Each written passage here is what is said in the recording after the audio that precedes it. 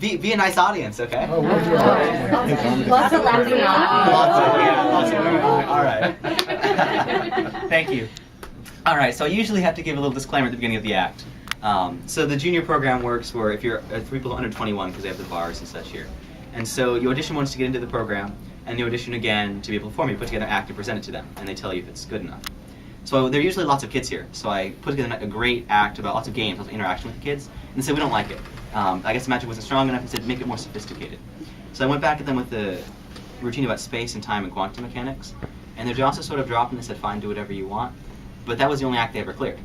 So normally I get to apologize and say, haha, you have to listen to quantum mechanics. But you're all from MIT, so this should be fun. I would ask for comments, but I feel like I would get beat up afterwards. Lecture notes on that afterwards. Any questions?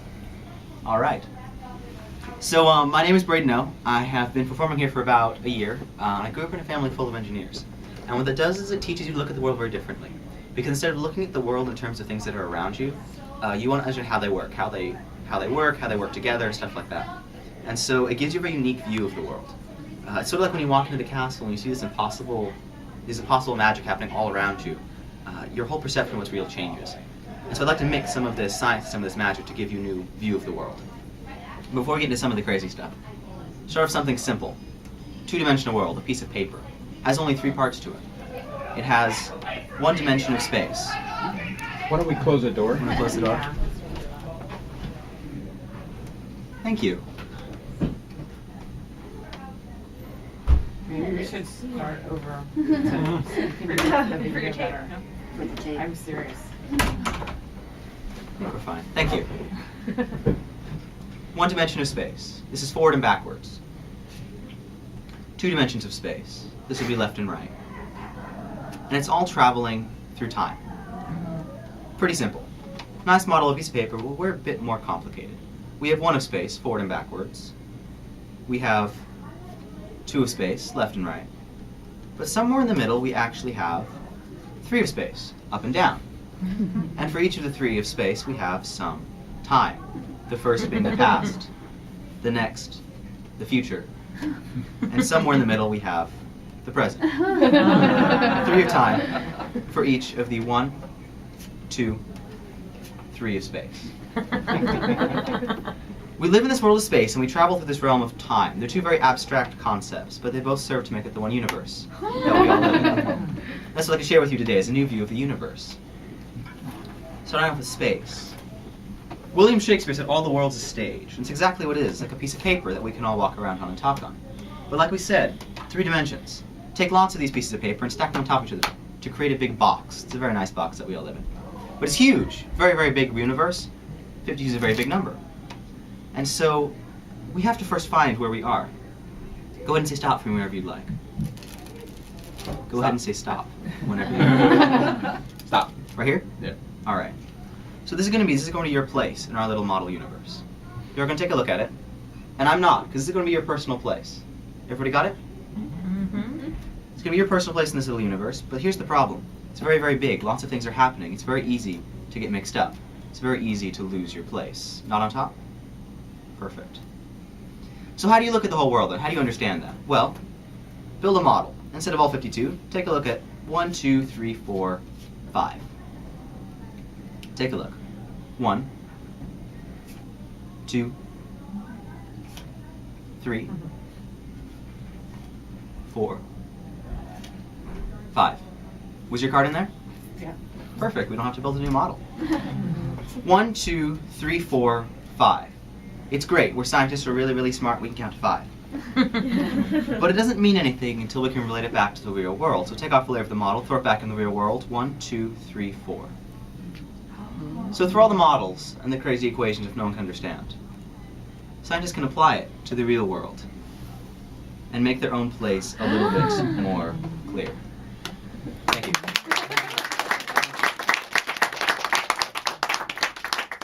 Now normally at this point I get to ask, is anyone lost? But I think, you're all with me? This is lovely. I love this audience. Alright, moving on to time. You've all seen movies, right? Yeah. I'd have to be concerned if anyone said no. So it's not a single moving picture, but a series of individual frames that all flow by so quickly it creates the illusion of a moving picture. Time is explained very much the same way, where it's individual instants, moments in time, that all sort of flow together to create the illusion of it moving. But again, it's very, very, very big, very easy to lose your place. Your turn. Go ahead and say stop whenever you'd like. Stop. We're here? Perfect. Ace of Diamonds. So this card is going to represent our moment in time. The Ace of Diamonds is going to represent our moment sitting right here, right now, in the castle in Hollywood. And right now, somewhere in the middle, things that have happened and things that will happen. We don't really know where that is yet. But before we can understand the here and now, we got to go back to the beginning. Because in the beginning, there was nothing. It was pretty boring. It was perfect order. Then we had the Big Bang. Huge explosion of planets, moons, stars, all the people, all the kings and queens and jokers like you sitting in the back row. And so, as we live out our lives and we make decisions, we weave ourselves into time. We create this big mesh. And as we keep going and we affect each other, we create this very mixed up world of fronts to backs, backs to fronts. Somewhere in the middle we may even have some back to back. But the point is we have backs and fronts and backs all in the same stack. It's very mixed up, very messed up, very out of order. So through all the models and the crazy equations, if no one can understand, scientists can turn back the clock and see the perfect order at the beginning. They can only guess at things that will happen, but in doing so they make their own moments.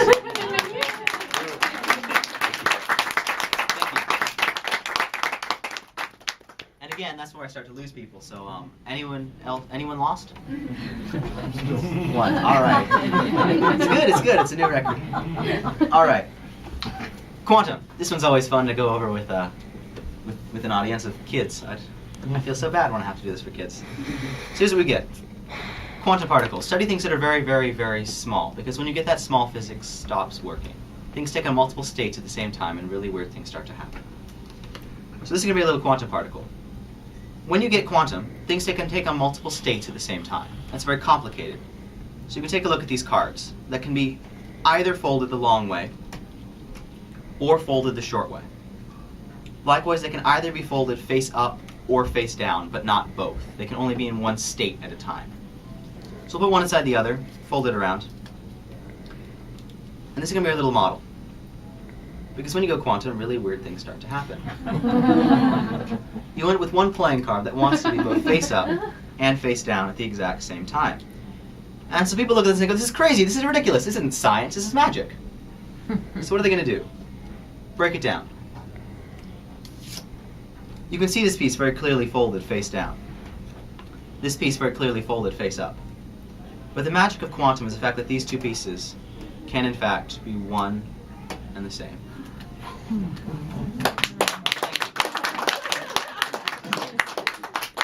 So as an experiment, I'd like to add on to this trick a little bit, so let me know if it doesn't work.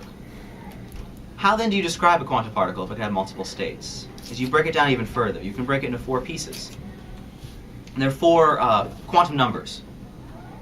And so what happens, if you describe it with 4 numbers, you say principal, I apologize, azimuthal, close enough? Sure. Yeah. Azimuthal. Thank you.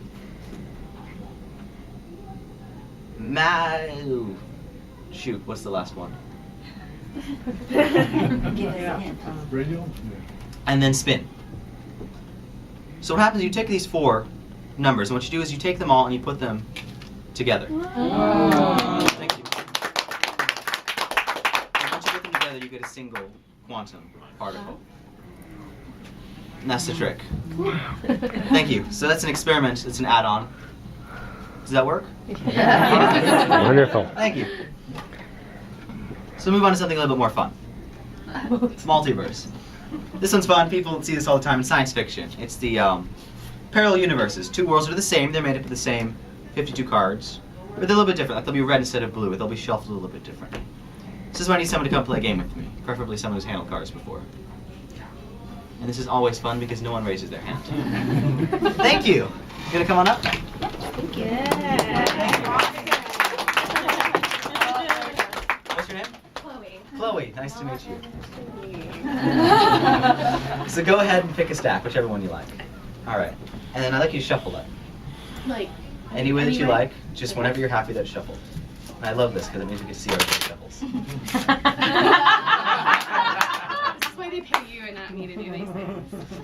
I had one person, no joke, who walked in here, dropped all the cards on the floor, picked them all up, and said, "Great, look, it's shuffled." Thank you for not doing that. There we And then go, just a little keep bit going more until, fast. until you're happy that it's shuffled enough. Well, this, I'm gonna do like the safer way. Not safe. Close enough. Perfect.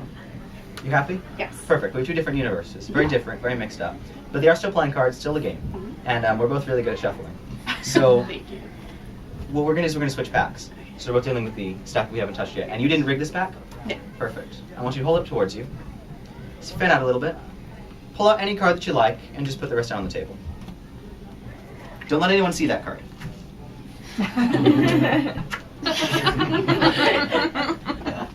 All right, take a look at it. You're going to memorize it. Yes. And then when you're ready, you're going to put it on top. And then cut it somewhere into the middle.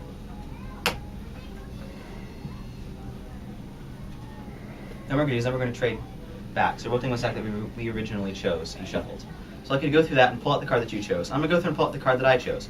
And we're going to see what happens. All right, what card did you choose? I chose the Queen of Spades. Go ahead and show it on everybody. You chose the Queen of Spades. Two different universes, very different, very mixed up. But they are part of the same multiverse. They can, in fact, be one.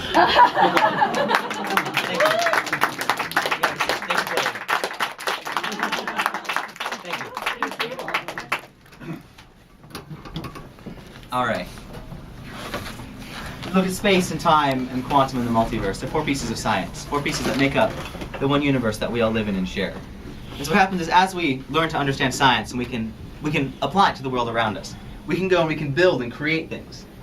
We can make the impossible become possible. And you never look at the world the same way again. My name is Braden. Thank you for coming to the Magic Castle. Please feel free to check out the HyperCard. Otherwise, you're heading out the door without the exit sign over it. Have a great day. Thank you.